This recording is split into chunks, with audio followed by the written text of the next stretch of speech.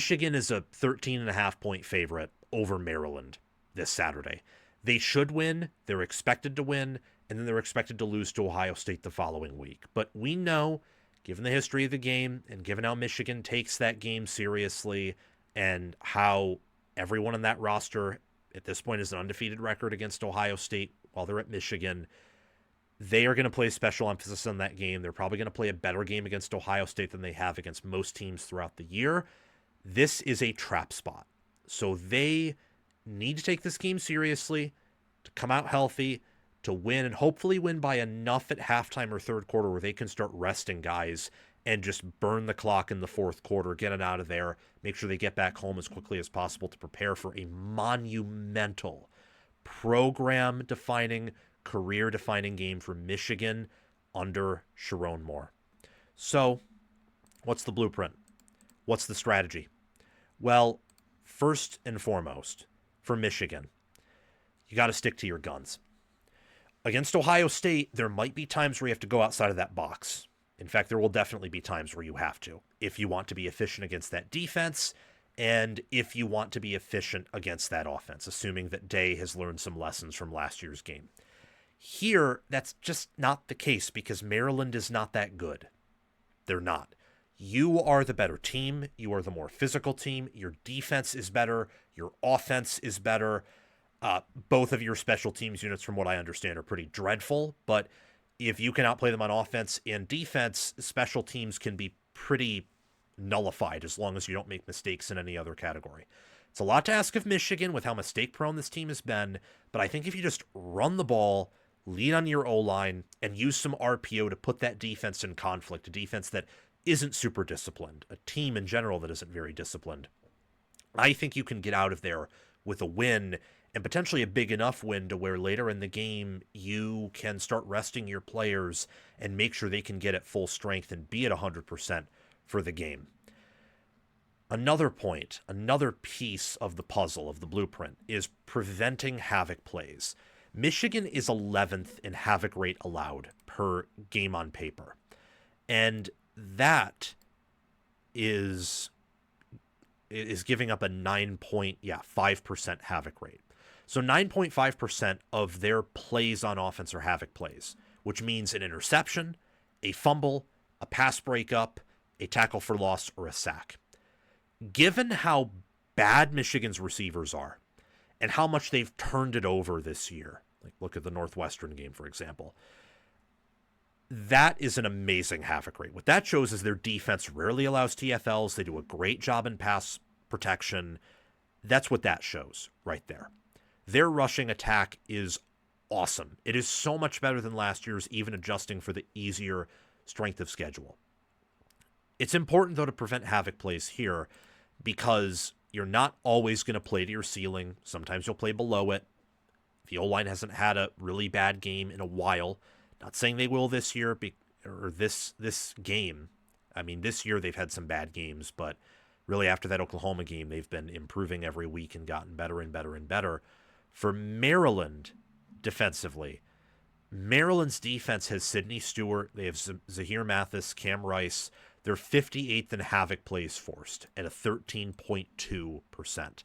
And their pass defense on paper, in part because of their schedule, but also because of that pass rush, is pretty good. So preventing havoc plays, preventing sacks. This channel will make you a college football expert and help you enjoy watching games and make more accurate predictions. So what are you waiting for? Like, subscribe, ring the notification bell, comment your thoughts, and watch the video all the way through so that you can get the full package. And check the description and pinned comment for more ways to help yourself and this channel. TFLs, making sure you're on schedule is important here to get up big early, to chew clock, to limit the amount of plays you have to run, limit the potential, the probability of suffering another injury. And it's all part of getting your team healthy and getting on out of there and winning in a business trip. For Michigan, as long as it's not a super ugly performance, I don't think covering the spread or winning by 40 matters here.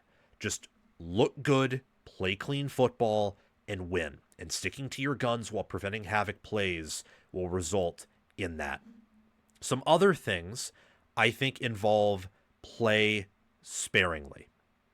So what I mean by that is if someone is getting banged up or if someone is not 100% and you don't need them to win, sub them out.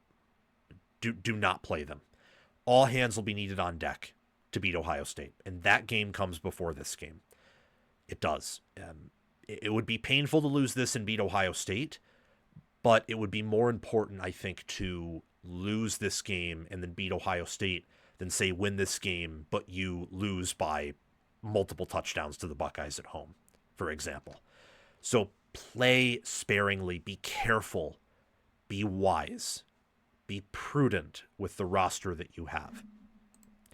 Stopping the run with 4 will be important. Maryland is pretty bad at running the football in general. They're okay at pass blocking. They're good at getting to the quarterback. They're horrific at run blocking, and they're pretty bad at run defense. I mean, offensively for Maryland, you look at their havoc percentage allowed for havoc plays, for example. And Maryland's offense allows 11.5% of their plays to be havoc plays. It's 37th. That's above average. But a lot of that has to do with pass protection, preventing sacks, and Malik Washington not constantly turning it over, the team not always turning it over. When you look at yards per carry from Maryland, Maryland is all the way down in terms of yards per carry at 4.58, with a negative 0.14 expected points added per rush, with a 37.5% rushing success rate. They are awful there. So you should not be blitzing if you're Michigan. You should just be sending 4 home, trying to stop the run with a light box, and guarding against their only threat on offense, Malik Washington and those receivers. Last but not least, play your game. Very similar to sticking to your guns. But what I mean by that is sticking to your guns is more so sticking to your identity. Play your game means a similar thing, but from a different angle. Playing your game means you're the better team, so you should just be able to impose your will, regardless of what your game is. Do that. Stick to your guns means stick to your strengths.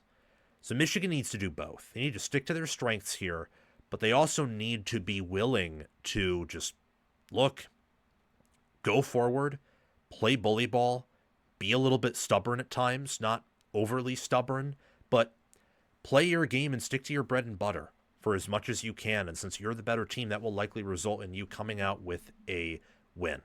And that right there is the blueprint for Michigan to beat Maryland. They're 13.5-point favorites, but Michigan, they've struggled on the road. So this is not a gimme here. Michigan can lose this game. I don't think they will. I picked Michigan to win, but there is a pathway for them to lose.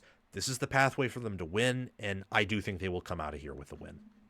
Thank you for watching. It's my mission on College Football with Sam to make you the most informed, knowledgeable, and entertained fan as possible. We aren't perfect, but we hit the nail on the head more often than we hit our thumb with the hammer. Make sure to like, subscribe, ring the notification bell, comment, and if you're here, you've probably already watched the whole video. So thank you for doing those things.